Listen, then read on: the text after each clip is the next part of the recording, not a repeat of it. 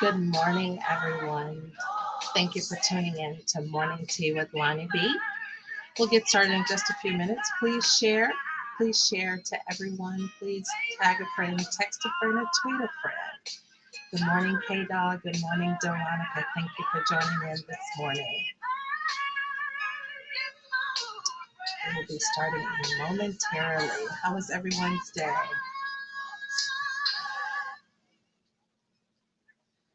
I hope everyone had a good afternoon yesterday.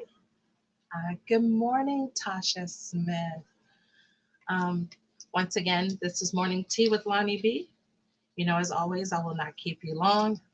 While we're waiting for people to come in, be sure to share, tag a friend, text a friend, tweet a friend.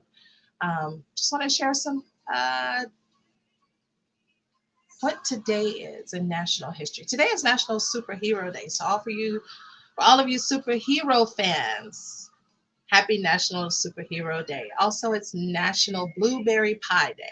I don't like blueberry pie, but if there are those of you who do, please go out and have a piece of blueberry pie on me.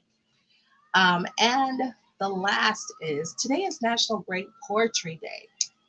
So I thought, how fitting would it be for me to actually read poetry before I get into today's morning devotional? So I'm going to read one of the best favorite um, poetries that's in the Bible. It's Psalms 89:13 through 17. Yours is a strong arm, mighty your right hand raised high, saving justice and fair judgment, the foundations of the throne. Faithful love and constancy march before you. How blessed the nation that learns to acclaim you. They will live, Lord, in the light of your presence. In your name, they will rejoice all day long. By your saving justice, they are raised up. You are the flower of strength. By your favor, our strength is triumphant. That's Psalm 89:13 through 17. So that's in honor of today being National Poetry Day. Once again, thank you for tuning in. For those who are tuning in, you are tuning in to Morning Tea with LonnieB. We'll get a devotional that will be shared. It's a devotional that I wanted to share with everyone. It's from one of my dear good friends, Pastor Charles Williams of CMW Ministries. So please hit that share button. Please hit it. Please hit it. Please hit it. Um, like to get people to get in. It's just something to help you start your day, just to get you on a good start, just to have a good day and something for you to meditate and think on as you go throughout your day. It's always good to think on God's goodness and God's grace. So just wanted to share a little bit with you. So we'll go ahead and get started.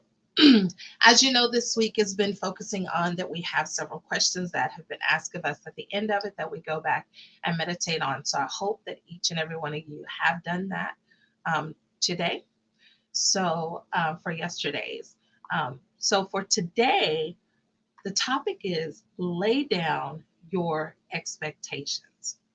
Lay down your expectations. When the people saw that Moses delayed to come down from the mountain, the people gathered themselves together to Aaron and said to him, "Up, make us gods. We shall go before us. Who shall go before us?" That's Exodus 32 and 1. Exodus 32 and 1. Once again, thank you for joining in with Morning Tea with LonnieB. Just sharing today's morning devotionals from CMW Ministries. 400 years. That's how long the Israelites waited for God to deliver them from slavery.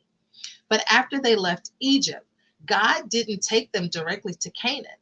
Instead, they camped at the base of a mountain while God instructed Moses. But after 40 days, the Israelites grew frustrated. Their delayed expectations led to poor decisions.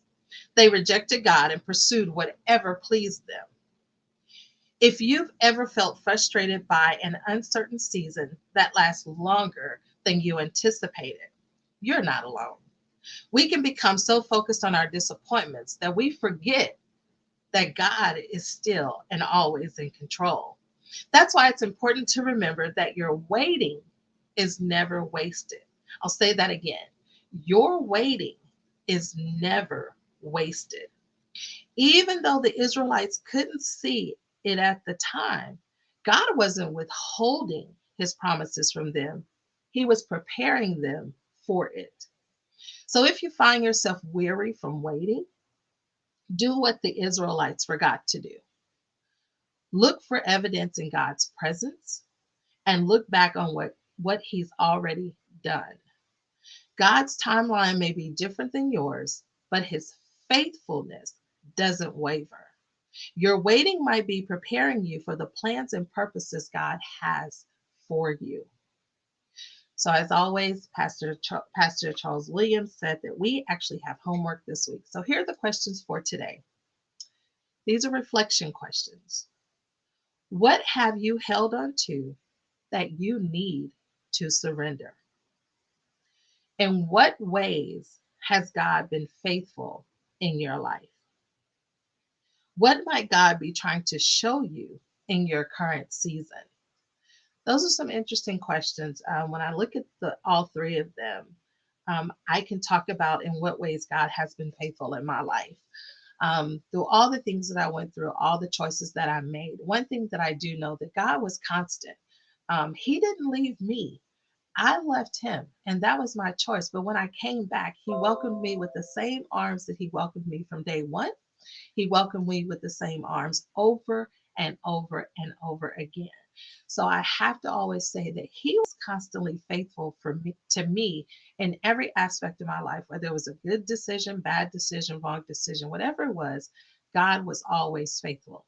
So again, think on those questions today, reflect back, take just a few moments to reflect back on your life and see how God has been the constant in your life. And remember to lay down your expectations and pick up God's expectations because those will draw you closer to your purpose and the plan that he has for your life. So again, thank you for joining Morning Tea with Lonnie B.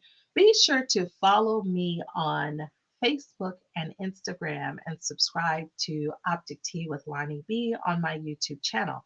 And if you like these morning devotionals, please go out there and follow and like CMW Ministries on Facebook.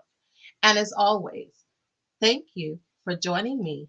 And until tomorrow, same time, same place. Remember to smile. You owe it to yourself. Peace, love, and blessings.